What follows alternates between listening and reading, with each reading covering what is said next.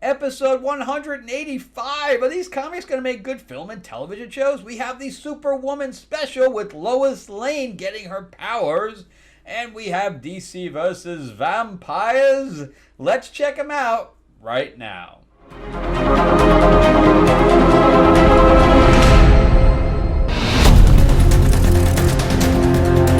Welcome back to the channel, everyone. Thank you so much for spending time with me as we rant about movies, comic books, and television shows, as well as the occasional board game. I am your host, Frank Zanca. I'm an award-winning screenwriter, novelist, and comic book writer, as well as a filmmaker.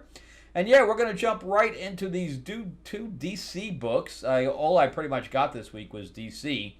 So let's check them out. But we got Superwoman Special. This is by Philip Kennedy Johnson, I think it is.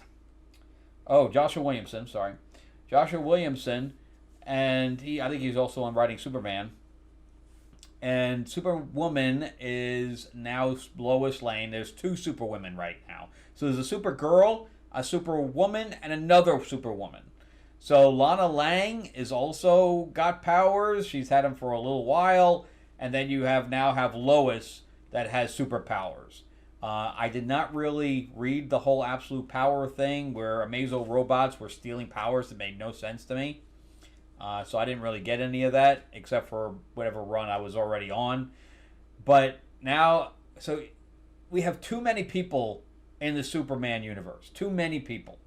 So you have Connor Kent, which is Superboy. We have his son, which is also Superboy. And we have Superwoman, Supergirl, another Superwoman, and Superman. So that's 6. And we have Superdog.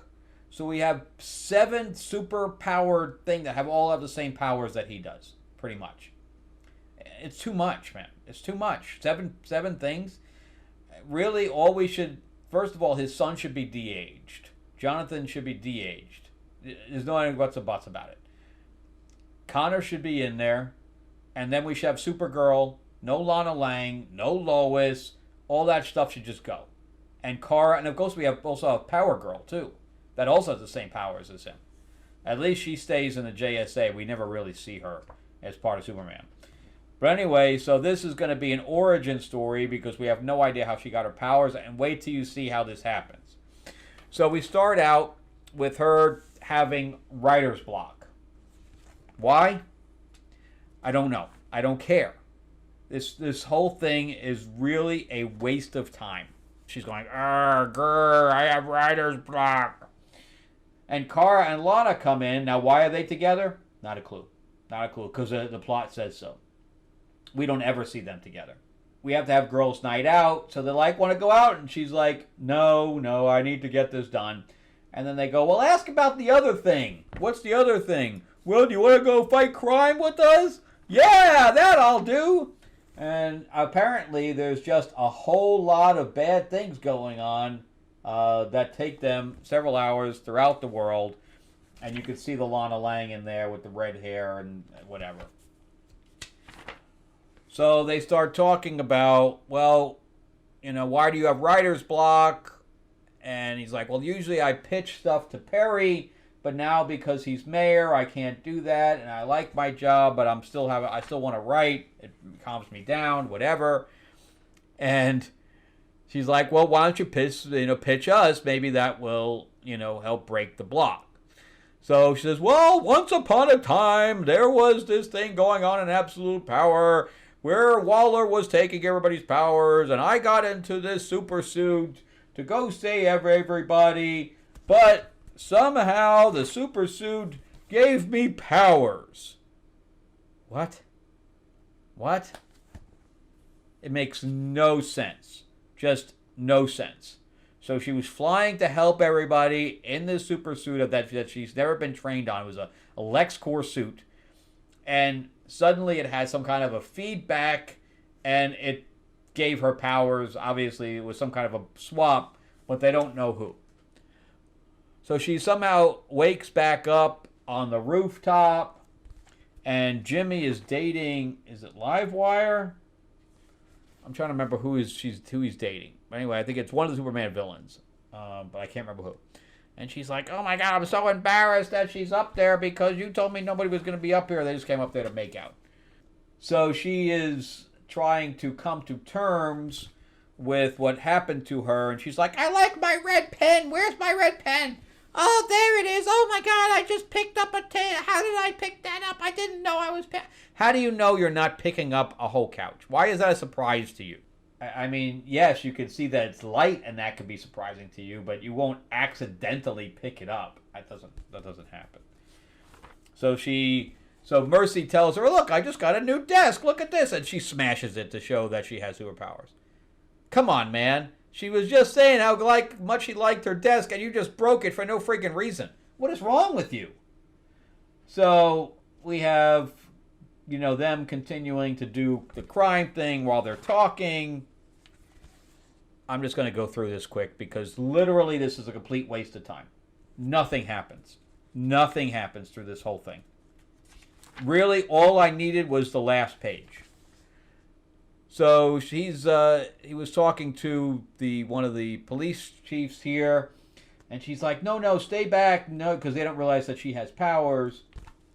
And she goes in there on her own and says, well, Superman must have been here. So now Superman's back, and he's like, well, I'm confused. What are you doing? And she's like, I got to show you why. He says, why are you wearing my glasses? And she's just putting on basically a show for him. She's like, I am Superwoman! And he's like, I'm just confused. I have no idea what's going on. So then she starts to float, and she says, fly with me, baby, fly with me. Okay, I will fly with you. And her feet are completely horrible. I would have never passed that picture with the feet like that. So, yeah, so we go and we try to find out, where she got these powers from. And everybody's really accounted for, so they have no idea where these powers came from. This is the only part that actually is decent in this whole book, is where she got this from. Look at the amount of super people that are in there, because you also have Steel and his daughter. Look at that. I mean, it's just populated with super people. It's crazy how much they've diluted it. And he's like, Mom, you have powers too? Look, I can kick butt. And she's like all smiley. She's like, yes, I do. It's just bad. Just bad. So she starts typing away. She broke her writer's block, apparently. And she's like, yay, look at me. Whatever. This is the only page, is the epilogue that means anything. So she's like, well, let me find out. We got to find out whose powers that she has right now. And this is the only page you need to know. Is that she stole Zod's powers. That's it. That's the only thing that means anything in this whole thing. If this thing was just 3 pages, you would have learned just as much. It was bad. And it was like $6 for a bad comic. It was just bad. Just a waste of time. There was no reason for it. There was no reason for it to exist. Because you could have told those same 3 pages in a Superman book. Just as well. So, yeah, but before we jump into DC versus Vampires, let me just talk about my own stuff. Yes, if you want to jump ahead, you feel free to do so. But we just got Lords of LA #2 in. Shout out to Cecil that ordered both of them. He hit me up through my email address that's connected to the site. But if you would like a copy, you could also just go into the comments section and I will reply. So this is issue 2 of my Vampire Mob set in 1950s Hollywood. I do sign them. It is 48 pages. And yeah, it's like a double issue. There's 2 double issues basically. So you have basically 4 books in 2. But it is about Lena Morgan, who is a lounge singer in Hollywood in 1950s. She is turned into a vampire by one of the 2 warring families. But she doesn't know which one. She'll be returned 60 years later to wreak revenge on both of them. But you can tell that the artwork inside is just as good as anything else out in Marvel and DC right now. But that is issue 2. That's the Samurai cover. This is the Helene cover. This is the Katana cover. And this is the cover for issue 1. And issue 1 has the same artist. So good stuff, and I have 2 more covers coming, actually. But definitely check that out if you'd like a copy. And then if you're a fan of Timothy Zahn or a bunch of other writers, he's the creator of Thrawn for Star Wars. He and Kevin J. Anderson, who also writes Star Wars as well as Dune and more. Brandon Easton, who wrote for Peggy Carter for the TV show from Marvel. Matt Wagner, who done covers for Batman. And Grendel, Mage, he's done a pile of stuff. He's doing the cover for this. But anyway, we're going to be launching this 50th anniversary anthology in January. And if you go to either greenhornetnoir.com or there's a link in the description below, it'll take you to the Kickstarter so you can check out the list of writers. And on top of that, you can join to get notified about when we launch. But definitely check that out. All right, so let's jump into DC versus Vampires. I think it has 1 more issue left. This is issue 5. So Damien has killed Barbara, or we were told. And Damien is a vampire. Everybody's a vampire for the most part, except for Black Canary and Green Arrow that are running this kind of a resistance op against them. Batman is dead, and I don't understand why we didn't see the Wonder Woman or the Alfred in this, because Wonder Woman is a vampire, but Alfred has gained a Green Lantern ring, which I thought was kind of cool. But anyway, so we have 2 warring vampire clans after one another, which one is run by Damien, and the other is run by Barbara, but she is supposed to be dead right now. But there's also a baby, which is Mr. Miracle and Big Barda's baby, and they're both vampires, but he can walk around in the daylight, I think, or something like that. He's a day walker or something to that effect. But anyway, he's not killing his own baby. But anyway, she is I forgot if the baby's a girl or not. But the baby is like the prophecy, and the vampires want her, and everybody's going after this baby, but we have no idea why. We only have 1 issue left, and we have no idea why. This is kind of all over the place. But we start out with Damien trying to get help from the Resistance, and Green Holly's just like, yeah, I'm going to kill you. And Black Canary's like, don't do that. We may need him. And he's like, screw that. And he releases the arrow. He's like, you're going to die, bitch. Die.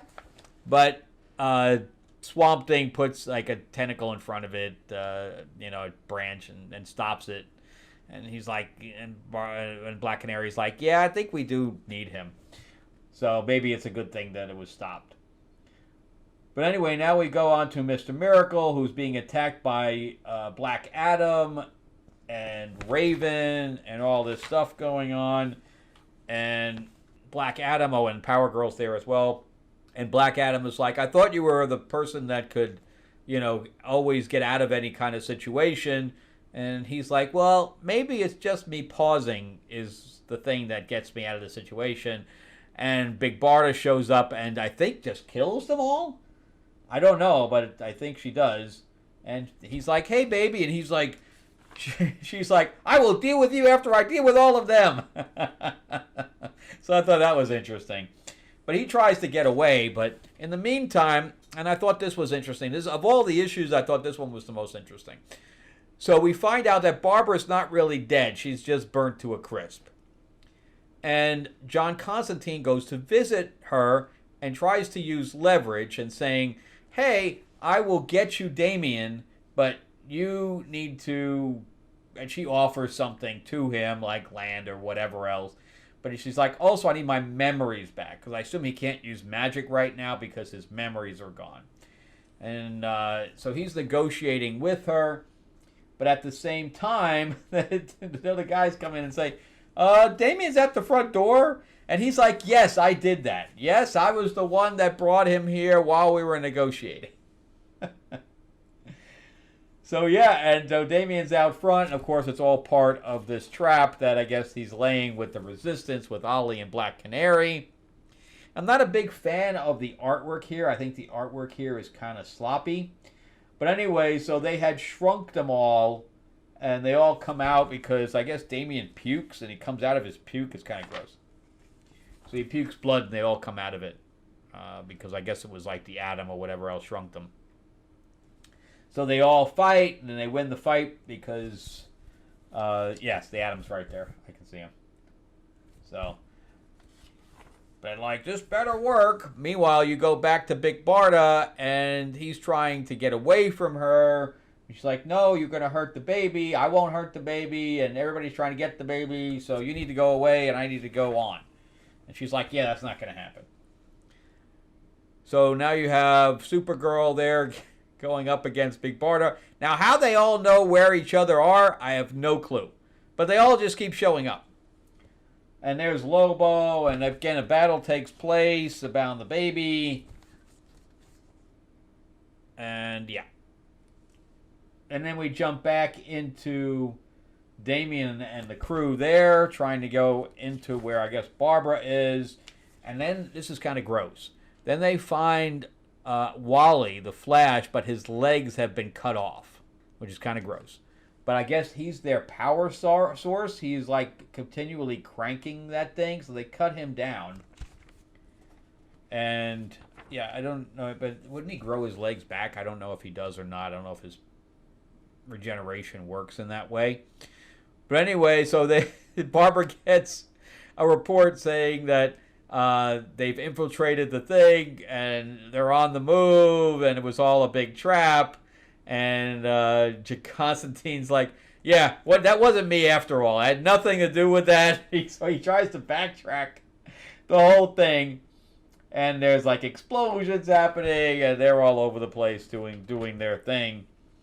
And, yeah, it doesn't go well for Constantine. Grodd grabs him and breaks his neck, and that's the end of John Constantine. And then we get this backup story of Black Lightning that nobody cares about. The original one, I think, is better than this one, if you're going to do that. But, of course, if you're going to do anything like this, you're going to do Deceased. Deceased is a far better story than both of these. So I would say no, even though I'm having fun with this one. I thought this was, again, the best of the group. And I guess it'll wrap up next issue. And Superwoman, a complete waste of $6 just to get a reveal at the very end. That's it. I mean, it was a waste. Why? And again, why they did this? This is like a cash grab, complete cash grab for no reason. But I'm glad Joshua Williamson got, a second pay on this for no reason. Whatever. All right, well, that's it for me. Thank you guys so much for watching. I greatly appreciate it. Remember to give me that like, give me that thumbs up if you can. And also, if you can subscribe, please do. I'm trying to grow the channel out. Just ring that bell, ding, ding. It's real easy. Plus, if you can go to greenhornetnoir.com and sign up for that about when we launch in January, that will be great too. I assure you this is going to be a great book.